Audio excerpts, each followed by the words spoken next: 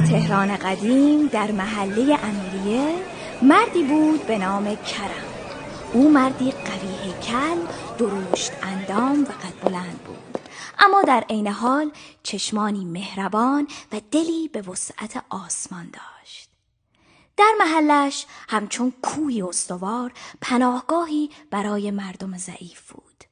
کرم مردی بود که در برابر ظلم خم به ابرو نمی آورد و با دستان نیرومندش دزدان و زورگویان رو به زانو در می آورد.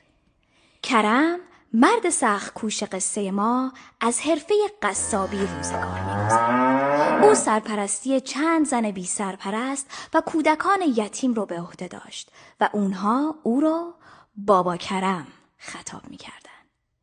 هر هفته آقا کرم خوشبوش ما با کت شلوار مشکی و پیراهن سفید و شاپوی براقش همچون قهرمانی مغرور وارد محله می‌شد.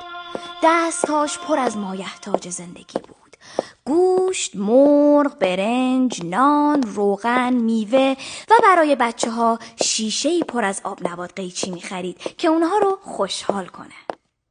وقتی کرم وارد محله می شد، بچه ها با خنده و هیجان به سمتش می دویدن، دورش می چرخیدن و بالا و پایین می پریدن و از دستهای نیرومندش آویزون می شدن تا از بابا کرم آب نبات بگیرن.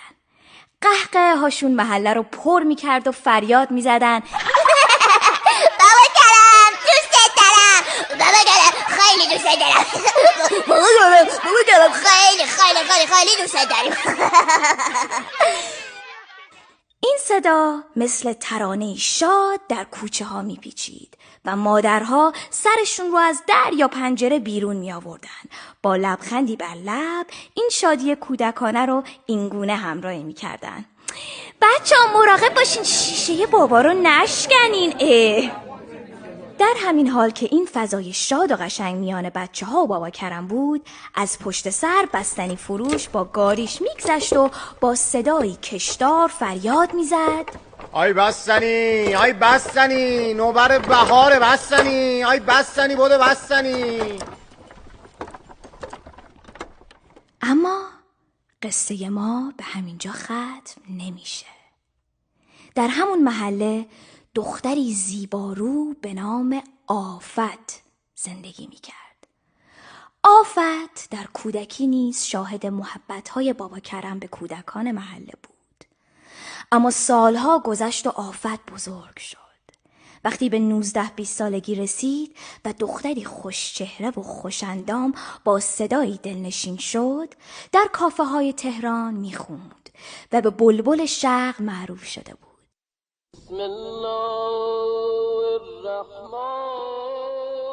اما او دلش به عشق بابا کرم گرفتار شد. اون هم نه یک دل بلکه 100 دل. آفت با اشوه و ناز نگاهاش رو به سوی بابا کرم میفرستاد و زیر لب میخوند: هر چقدر ناز کنی باز تو دلدار منی، هر چقدر ادا بیای باز تو دلدار منی. هر چقدر ناز کنی باز تو دلدار منی، هر چقدر عشق بیای غم بیای باز کنی بخار منی. اما بابا کرم با اون که دلش برای اون میتپید و میلرزید، خود رو از این عشق کنار کشید. او مردی بود که فاصله سنیش با آفت رو دیواری بلند میدید و به احترام این فاصله به عشق آفت پاسخی نداد. آفت دل شکسته و غمگین با صدای حزین برای بابا کرم خوند: ای دریغا که ندانسته گرفتار شدم، اول عشق و خوشی نزد تو من خار شدم.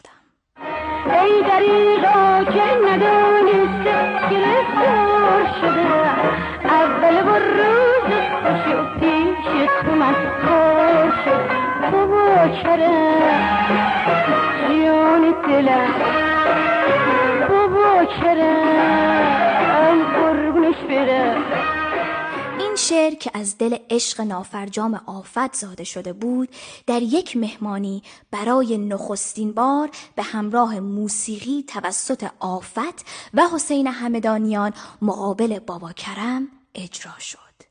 آهنگ و کلام به سرعت در دل مردم جا باز کرد و قصه عشق آفت به بابا کرم زبانزد خاص و عام شد.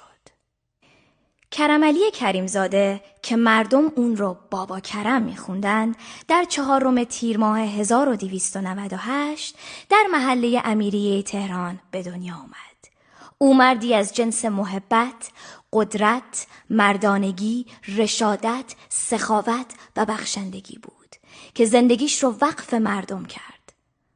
بابا کرم در 28 مهر 1354 در سن 56 سالگی در بیمارستان مروستی تهران چشم از جهان فرو بست. پیکرش به شهر قم منتقل شد و در حرم حضرت معصومه به خاک سپرده شد. و بدین سان بابا کرم از یک مرد به یک افسانه بدل شد. افسانه‌ای که نماد مهربانی، قدرت و فداکاری است. او که در کوچه های امیریه زیست و در دل مردم جاودانه شد. نامش همچنان یادآور انسانیت و عشق است. ترانه‌ای که ابتدا در کوچه ها و خیابان ها توسط مردم زاده شد. از اوایل دوران پهلوی دوم تا به امروز تقریباً در تمام جشن‌ها و شادی‌های مردم ایران طنین انداز شده و به یکی از محبوب ترین موسیقی‌ها و قدرتمندترین ملودی‌ها تبدیل گشته است. خب اینم از قصه واقعی بابا کرم.